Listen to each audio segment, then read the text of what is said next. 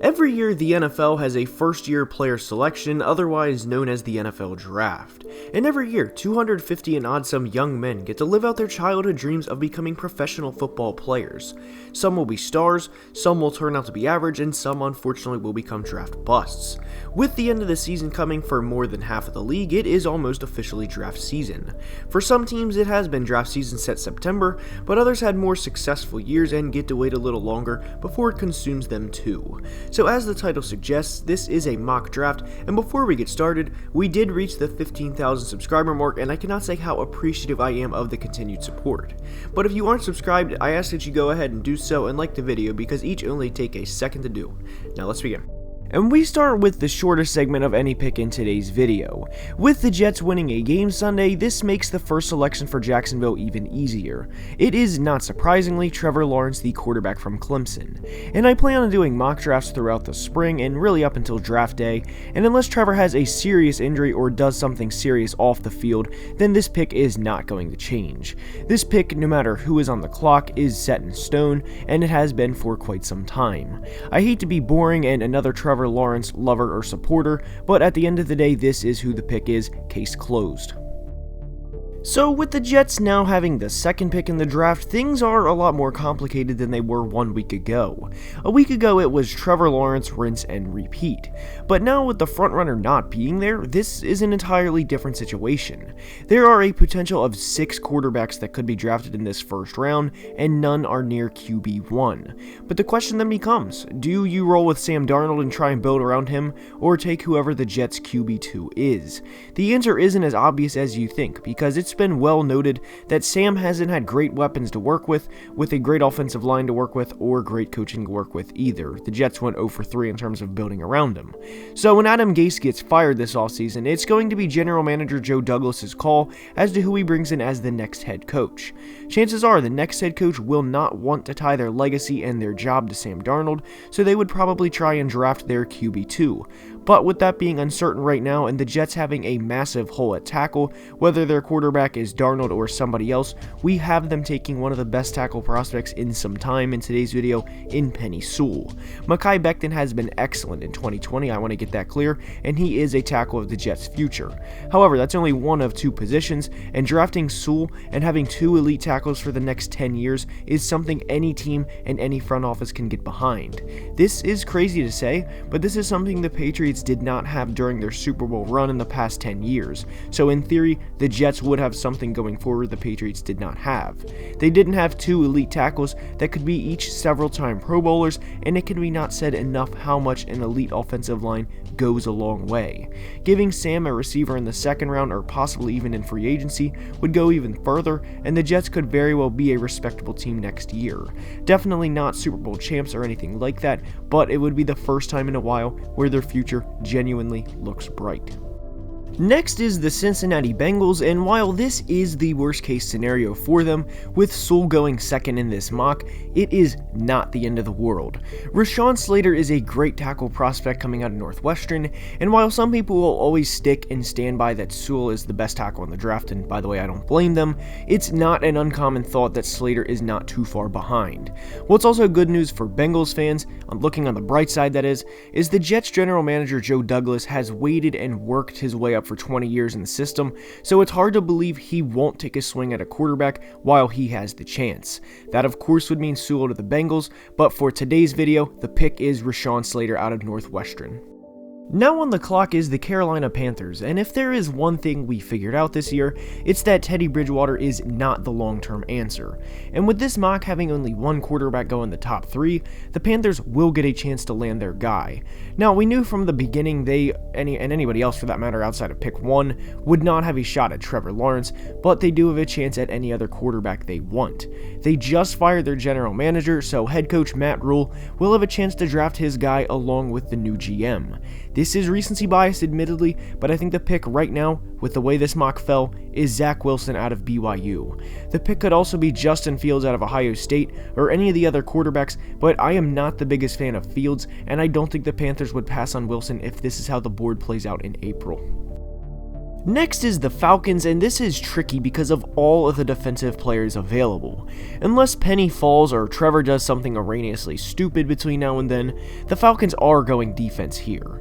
There are several players they could go with, from Micah Parsons to Gregory Rousseau to either of the elite corners, and it's at this point in time throwing a dart at which one.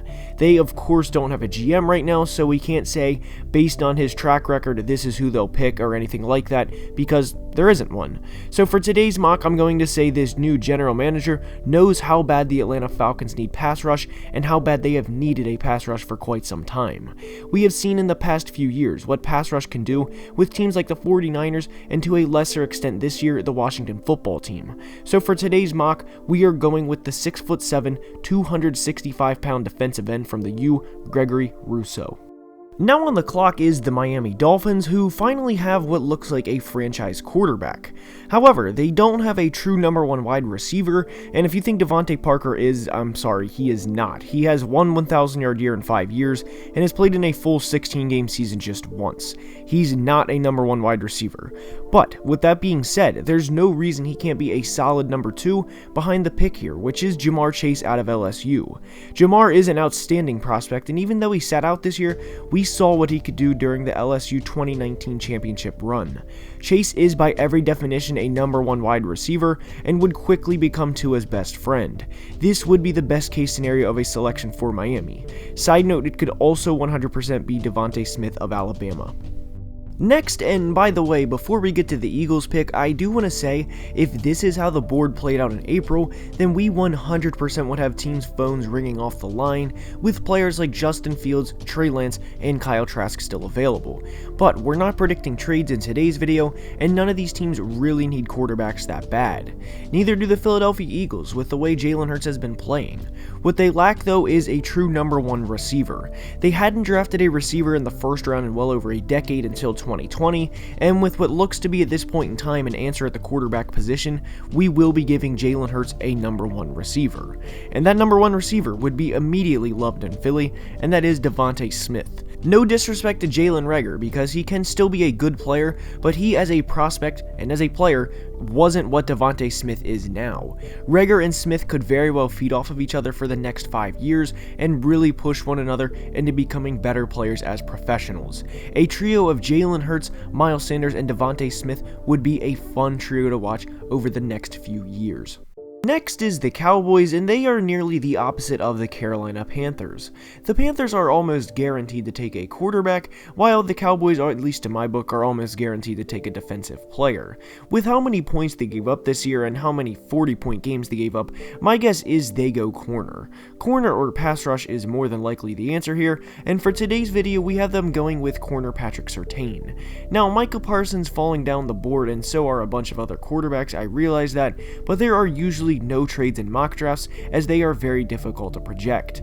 I don't think Parsons makes it out of the top 10, and I definitely don't think we have just 2 quarterbacks taken in the top 10 either. Next is the Chargers, and with Justin Herbert being the franchise, they obviously are not selecting one either. I wouldn't be surprised to see them trade back here, as it's a prime position for them to do so.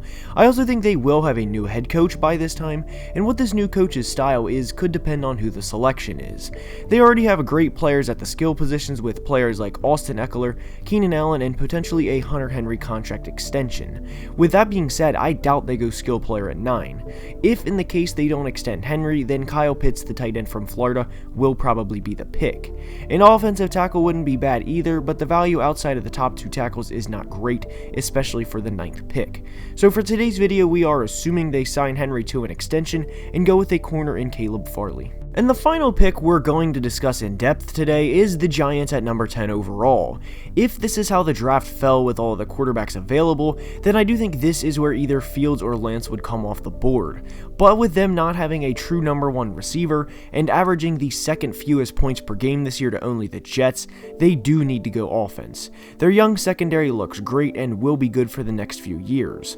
But with Chase and Smith both off the board, that leaves the next big receiver up for them to take, and that is Jalen Waddle. We obviously hope Saquon can stay healthy for the next few years, as he has now had 2 injury-riddled years, and their offensive line isn't great either. I do think the pick here is a receiver or a lineman, and Waddle provides much more value relative to his draft stock than the next best tackle. Now for the rest of the first round and how it plays out. So personally, I don't like mocking trades in NFL mock drafts. I don't like reading them, I'm not a fan of it, and I just don't like when people do it. And I'll never do that because there's so much that goes on behind the scenes that we as fans either A, don't know about, or B, don't even hear about. But there will be at least one trade probably similar to the Jets for Sam Darnold a few years ago to solidify X team getting their guy. The Patriots for the first time in 2 decades will probably draft a quarterback, as Cam Newton is not the long-term answer there, and that was proven this year. The Saints are also a team to be wary of in taking a quarterback in the first round. As of now, the 49ers or Broncos pick at 12 and 13, and if there are teams that are going to trade up, well, I would expect it to be one of these two. Kyle Shanahan has never had the chance to truly pick his quarterback, and he will probably get that chance in this draft. The Bears have shown before they're not afraid to trade picks for players with the Khalil Mack trade a few years ago, but I doubt they give up multiple first-round picks to acquire a quarterback unless they are 1,000,000% sure it's their guy.